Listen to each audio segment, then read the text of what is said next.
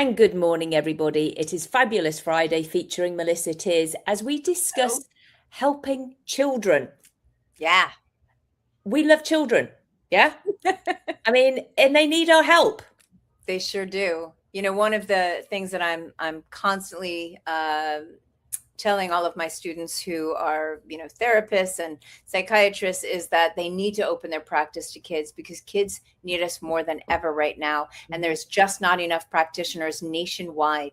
There is really, I have, clients that they just couldn't get into a regular therapist or psychiatrist. They couldn't find one that was taking new clients. So, I started working with kids probably very early on in my career. So that's almost 30 years ago.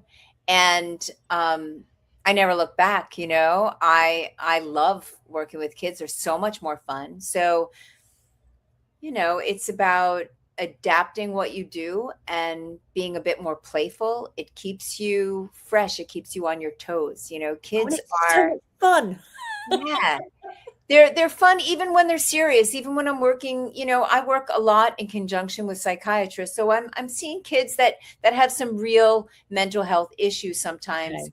And even bringing a little levity or even, into that process is worthwhile. But you and I, we've had conversations about how we both believe in arming children with different ways of down regulating their own nervous system, right? That if only we had the techniques and self-hypnosis and all of this when we were young, how different life would be. I know. Yeah.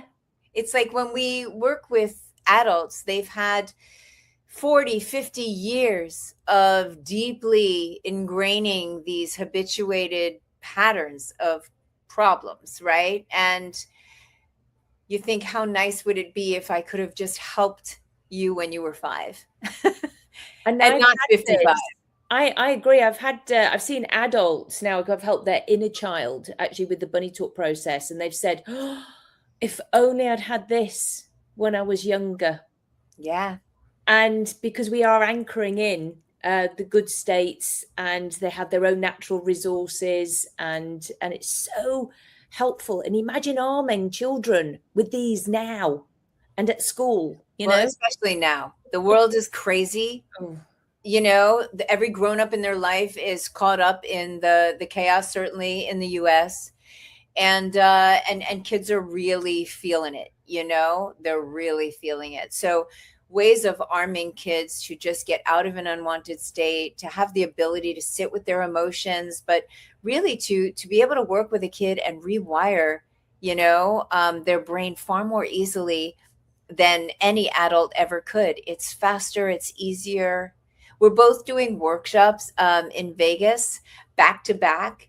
And I love that our work is very different on many levels and yet has a foundational pattern underneath, and that they're complementary. So, I know you're coming to mine. I have my flight in the morning on Tuesday, and I'm actually contemplating changing it so that I can sit in on yours, because I feel like, I'm a lifelong student, and this process that you do, I think it could be just an excellent addition to anyone's practice, and not just for kids, but as you said, for a little playfulness with it's our children of all ages. Yeah. So I think it's important for us to heal those. I'm not that I never call myself a healer, for people to heal themselves, because it's very client-centered work, as I'm sure both of ours is. It's so that when they because I see people living with dementia as well, so that when they get to that state, then it's then that's all gone. Any trauma that they had, they're all okay, as in they can handle horrible situations. What I'm talking about is that if somebody has been abused when they're younger and it's not been dealt with by the time they are living with dementia, and they're in a home getting washed, sometimes the caregivers aren't as polite, and they don't tell them what they're about to do. Well, I know that I would hit somebody if somebody started washing my my nether regions without my permission. So I think it's really important for us to help those, anybody, all of us can help people with those situations, you know, get rid of those now before they travel down any journey of getting older. And sorry, I was tracking where we were going. I'm like, dementia, wait, where are you going with this? Now I get it. Yeah, because it goes from, it starts at the beginning.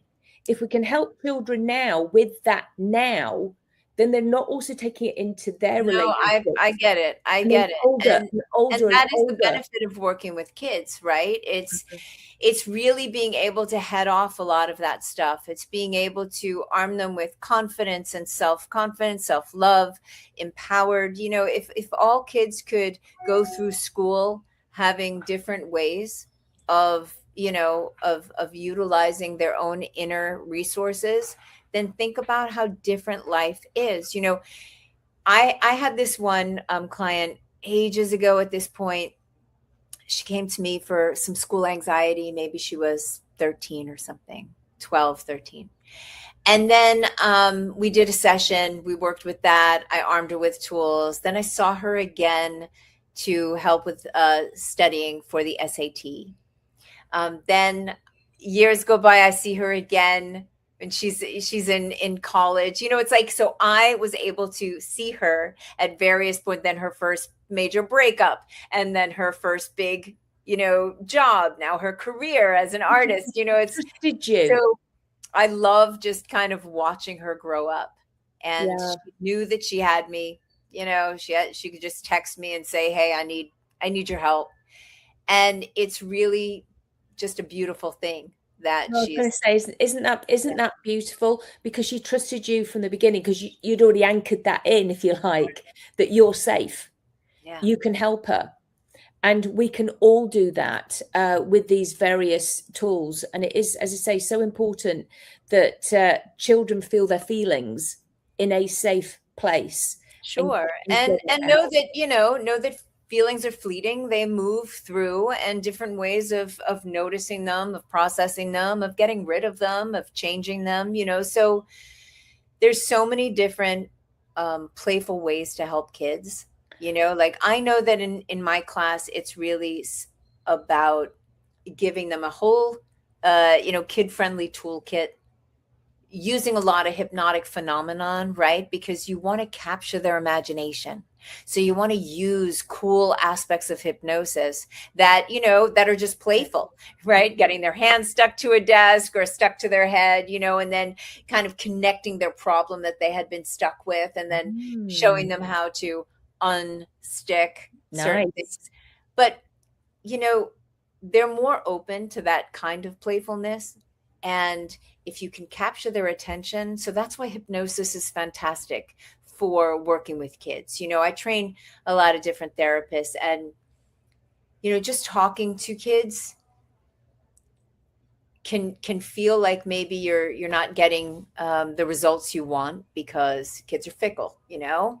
They move in and out. They're not going to have maybe sometimes the types of reframes or aha moments or insight oriented moments of clarity that adults get, right? So with hypnosis, with different techniques, the kind that you do, the kind that I do, you know, these are rapid ways to, you know, to make changes. And it's a fantastic addition, I think, to any type of work, whether you're a practitioner, a hypnotist, a coach, therapist that is considering opening your practice to children. We both would beg you to do that, because they need our help. Yeah. Or whether you're someone that, you know, is someone that already works with kids, but just needs to kind of replenish your toolkit. You know, I'm always looking for new tricks and techniques. And, you know, I go on hunts. I go to the conference every year, and I sit in on so many different classes, and I'm always plucking a bit here and taking a bit here. And what can I do with this shiny new toy? And that's what that's exactly what I've done over the years. Melissa, I think it's really important for us to mention that we both work with the parents and include them in our work too. Yeah. We had a long conversation before this. So it's, I mean, that's what I do. And I know you do as well. You're going to do that in your workshop. And I do that in my trainings. Yeah, well, there's a lot of fear from practitioners, from my students over the years, of opening their practice to kids, and so I'm really designing this workshop to take you from the initial phone call all through the different scenarios that might come up for you, so that you feel immediately right out the gate that you can see kids and you can be really beneficial.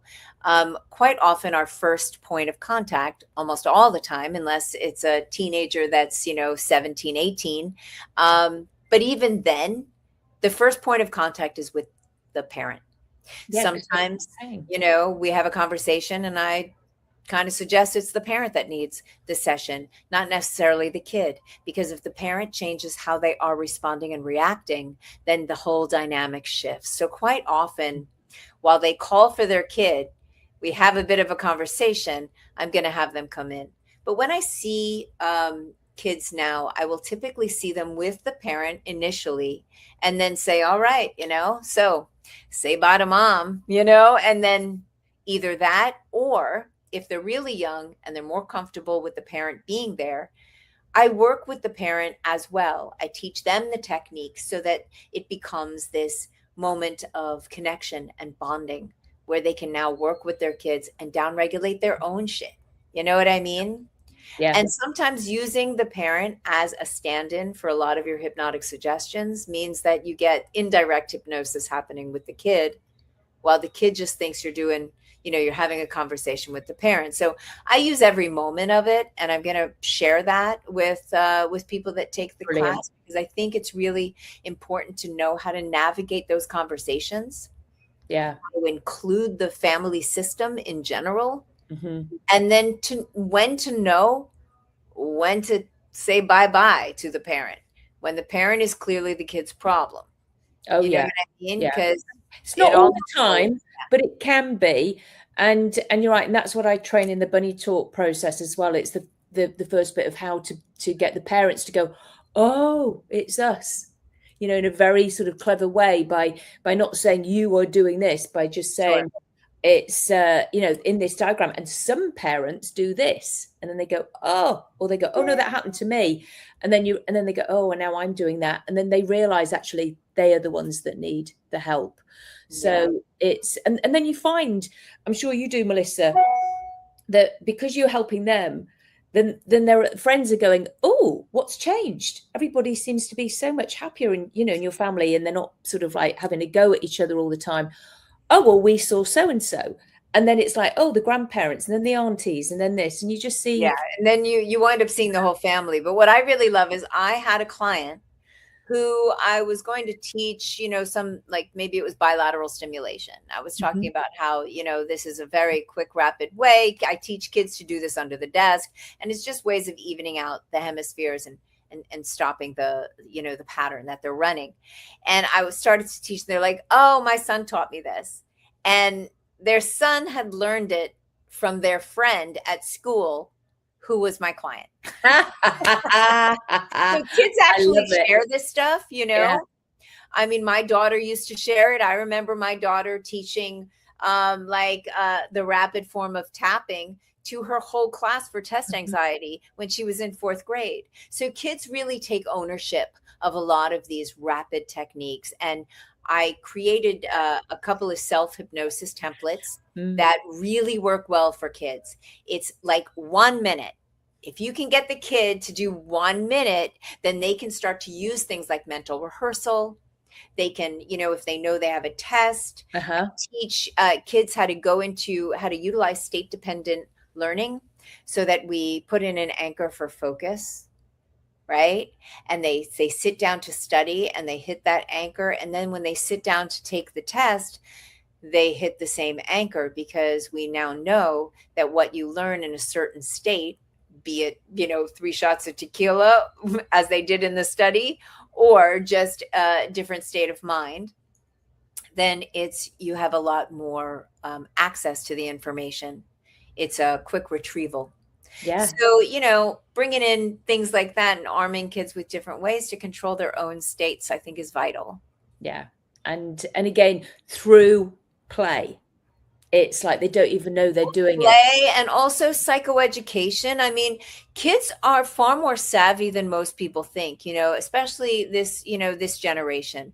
You know, they have access to the world at their fingertips. It is very different than certainly my generation, right? And so I am having conversations with kids in the same way that I would have conversations with adults. Yeah, you got to, you know, on many levels. If they're 5 and 6, I'm using different language. I'm not necessarily talking about rewiring their brain, but if they're 8, 9, I certainly am. So, yeah, I talk about poo, you know, the poo on the brain, but I do that with my adults as well.